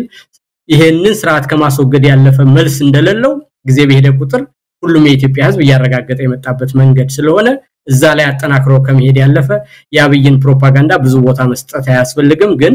ጭንቀት ላይ እንዳለና አንድ አይነት መውጫ ቀዳዳ እየፈለገ እንደሆነ ከነሱ ንግግርም ከሱ አንድ ያለፍ ብሎም ከሚናገረው ንግግር ከኛም ራሱ ከባህሪው ከ6 ከ7 ዓመት እንደተረዳ ነው በዛች ደረጃ ያያሰበ እንደሆነ በግልጽ ማወቅ ይቻላል መሳይ እንደው ኢንጂነር ቃል ለመጨረሻ ላነሳ ያሰብኩት ከዚህ ከሀገራዊ ምክክር ኮሚሽኑ የሰሞኑ የባህር ዳር እንቅስቃሴ ጋር የተያያዘ ነው እንግዲህ በዚህ መድረክ ላይ የምክክር ኮሚሽኑ አማራ ክልል ወደ ተለየ ታሪክ ምዕራፍ መግባቱን የኮሚሽኑ ሰዎች ገልጸዋል ከአማራ ክልል ህዝብ አጀንዳ እየሰበሰበ ነው ከህብረተሰቡ ከሞራን ከተለያዩ የህብረተሰብ ክፍሎችም እንደዚሁ የአማራን ህዝብ አጀንዳዎች እየሰበሰብን ነው የሚል ነገር አንስተዋል እንግዲህ የአማራ ህዝብ አጀንዳ ምንድነው የሚለውን ያው በእነሱ በሰበሰቡት ልክ እየገለጹት ይገኛሉ ያነሷቸው ነገሮች ግን የአማራ ህዝብ የሚያነሳቸው ጥያቄዎች ሳይሉ እንጭፍጫፍ የሆኑ ጉዳዮች ክስተቶች ከመጡ በኋላ ተከትሎ በመጡ ነገሮች ላይ የአማራን ህዝብ ጥያቄዎች አሳንሰው እነዚህ ናቸው ብሎ የተረዱትን አንስተዋል ለማንኛውም ፋኖን ከህብረተሰቡ ለመነጠል ደግሞ ጫካ ያሉት አጀንዳቸውን አላቁም ቢልኩልን ደስ ይላል የሚል ሐሳብም በኮሚሽኑ ሰዎች አማካይነት ሲገለጽ ምናልባት የብልጽግናን አቋም ነው በእነዚህ ሰዎች አንደበት ላይ መስማት የቻልኩት ምክንያቱም ፋኖ የወጣው የህዝቡን አጀንዳ ይዞ የህዝብ ምንም የተለየ አጀንዳ የለውም ከህብረተሰቡ ከሚያቀርበው አጀንዳ የተለየ አጀንዳ እንዳላቸው ጫካ ያሉት አድርገው የገለጹበት ሁኔታ ኮሚሽኑን ገለልተኝነት ጥያቄ ውስጥ የሚያስገባ በፊትም ስንል የነበረውን የበለጠ የሚያረጋግጥ እንጂ ሌላ ትርጉም የሚሰጠው አይደለም ለማንኛውም 4-5ኛ ቀናቸው ነው አጀንዳ እየሰበሰብን ነው አሉ ምን ያደረጉ ነው መሳይ ያሉበትን ሁኔታ ነው ሰዎች እኔ በጨዋነት እንደው for the benefit of the doubt ሰጥቼ ካለማወቅ ነው እንደዚህ የሚናገሩ ከሆነ ጫካ ያሉት ብለው የሚያወሩት ነገር ትክክል እንዳልሆነ ለማወቅ ከፈለጉ የብልጽግና የአማራ የብልጽግና ጽፈት ቤት ኃላፊ የሰጠው መግለጫ ይውና ያ ጥያቄ የአማራ ህዝብ ጥያቄ የህዝብ ጥያቄ መሆኑንና ንቅናቄ መሆኑን መረዳት ከፈለጉ የአማራ የደህንነትና የጸጥታ መዋቅሩ በሙሉ በፋኖ የተወረሰ ነው ብሎ ያለውን የአማራ ብልጽግና ጽፈት ቤት ኃላፊ የሆነው ሰው የሰጠው መግለጫ ይውት ሁለተኛ ደግሞ አብይ ራሱ ጽፎ በብሔራዊ ደህንነት ምክር ቤት ብሎ የሰጠው መግለጫ ይውት እዛ ውስጥ የሚለው የፖለቲካ ፓርቲዎች ሁሉ ይሄንን እንደተቀላቀሉ ሰላማዊ የሚላቸው የሃይማኖት ተቋማት ሁሉ እንደተቀላቀሉት ይሄን ትግል በራሱ መዋቅር ውስጥ ሁሉ እንደተቀላቀሉት በውጭ ሀገር የሚኖሩ ሁሉ የያዙት መሆኑን በራሱ በብሔራዊ ደህንነት ምክር ቤት መግለጫ ውስጥ ጥያቄው መንግስትን እስሩ ድረስ እንደገባ ይውትና ጫካ ያሉ ታጣቂ ከሚለው ንግግር ለመውጣት ከፈለጉ የራሱን የመንግስትን መግለጫ ይውት ይሄንን ጨዋ ከሆኑ ያንን ካዩ በኋላ መልሱን ያገኙታል እዛ ላይ ማለት ጫካ ያሉት ከሆነ በፋኖ ዋናው መዋቅሩ ተብሎ የዋናው ዋና የጸጥታ ኃላፊዎችን ሁሉ ገንድሶ የጣለና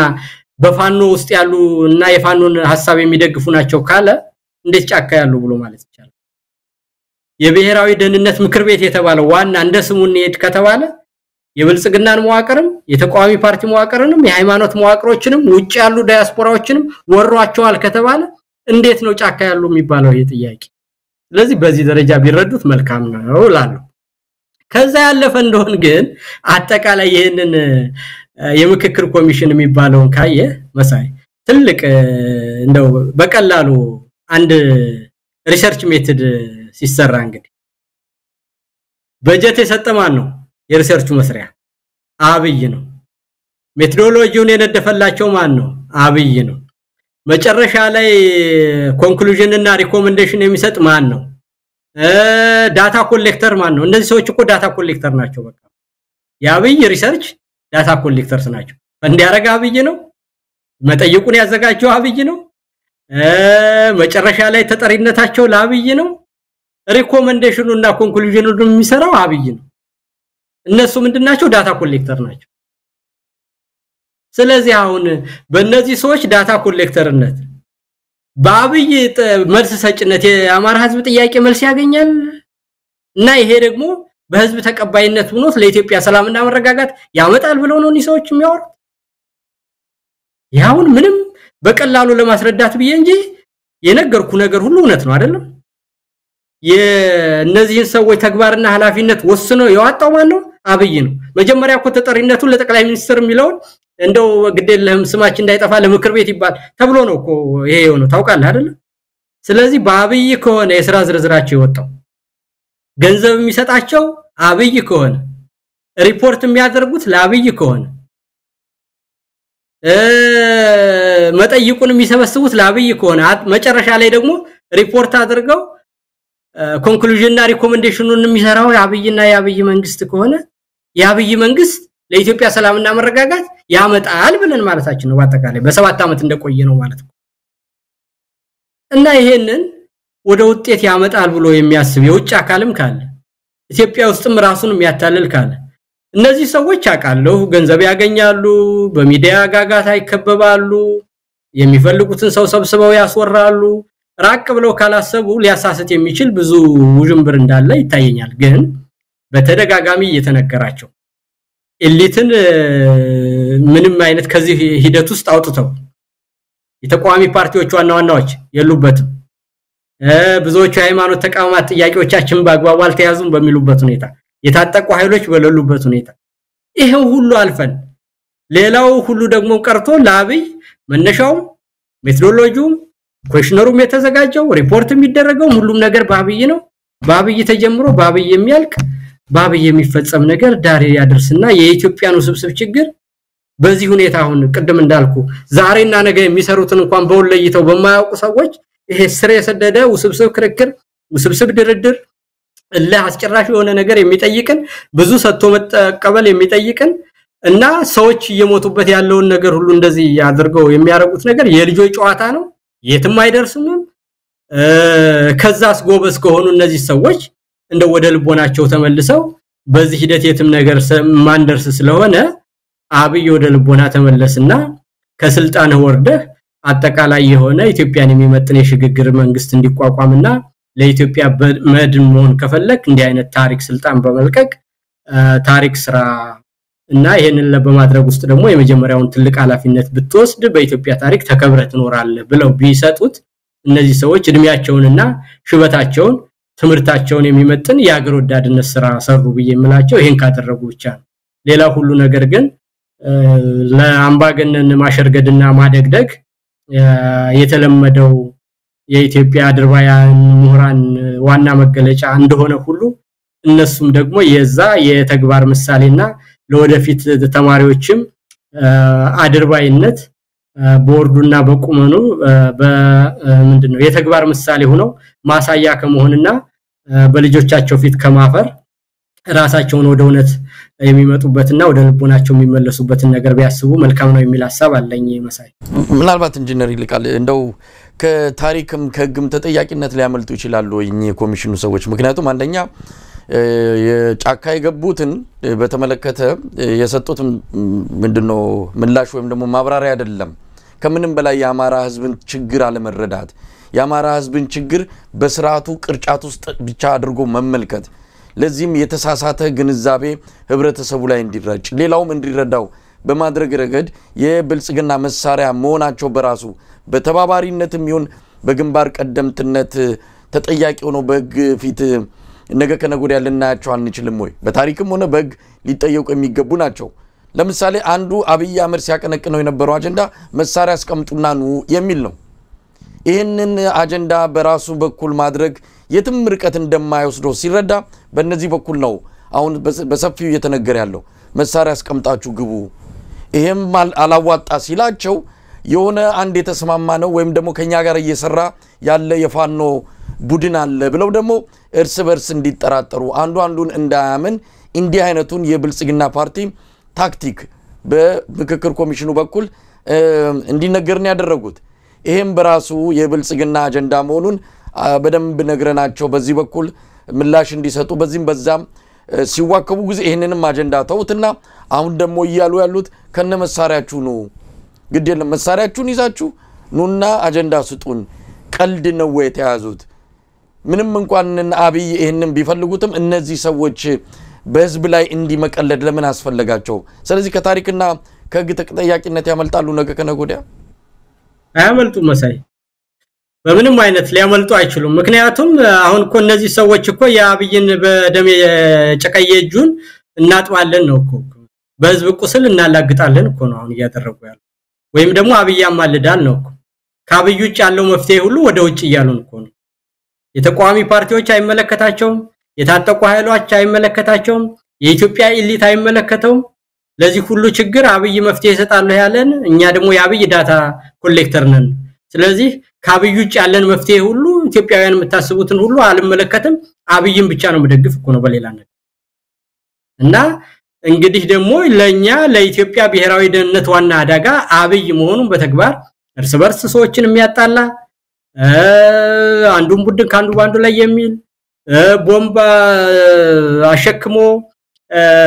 ድሮን እየላከ ትምህርት ቤቶችን የሚያፈርስ ህፃናትን የሚገል እናቶችን የሚገል የሃይማኖት ተቋማትን የሚያፈርስ በአጠቃላይ በህዝብ ላይ ጦርነት ያወጀ መንግስት ነውና ይሄንን መንግስት ደግሞ እውቅናና ሽፋን እንሰጣለን እሱ ያዘዘንን ነገር ሰርተን በሱ መንገድ ብቻ መፍትሄ ይመጣል ብለው የሱን ነውሮች ሁሉ ለመከለልና ለመሸፈን የሚያደርጉ ሰዎች ስለሆኑ በምንም አይነት በሞራልም በህግም በታሪክም በሁሉም ዘርፍ ከተጠያቂነት ወደፊት የሚያመልጡበት መንገድ እንደሌለ ምንም ይሄ ተግባራቸው የሚያሳይ ነገር ነው መሳይና ምናልባትም ምንድነው ይሄን ሁሉ ሰው እኮ ያገባህም አሉት እኮ መሳይ በቃ እኮ በህግ የተገነዘቡ ፓርቲዎችን አያገባችሁም እናንተ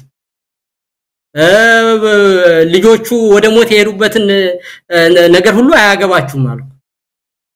አብይ ያዘዘን ስራ አለ አብይ ባዘዘው መሰረት ብቻ ይፈጸማል ስለዚህ አብይ የሚያደርገውን ነገር ሁሉ ህጋዊ ቅና ለመስጠት ዋና ክንፍ አድርገን ካለም ብር ተበድረን እና እርዳታ አምጥተን ስማችንን ሽፋን አድርገን ያብይን ወንጀል እንሸፍናለን ብለው በአደባባይ በቁስላችን ላይ እየተሳለቀ ስለሆነ እኔ በታሪክ ከአብይ ጋራ እኩል ተጠያቂ ናቸው ብዬ ነው ምደመድመው መሳይ እንግዲህ ኢንጂነር ይልቃል ለዛሬ እነዚህን ጥያቄዎችና ሐሳቦች አጀንዳዎች ነበር ያዘጋጀውት ሌሎች ይኖራሉ በቅርብ እንደምንገናኝ ተስፋ አደርጋለሁ ለዛሬው በዚሁ እናበቃለን ኢንጂነር ይልቃል ጌትነት እንደውልይ ሁሉ ፍቃደኛ ሆነ ዛሬም በመገኘት ሐሳብና አስተያየቶችን በማካፈል በአንከር ሚዲያ ታዳሚዎች ስም ከልብ ነው ማመሰግነው እኔም አመሰግናለሁ እግዚአብሔር ይስጥልኝ መሳይ አመሰግናለሁ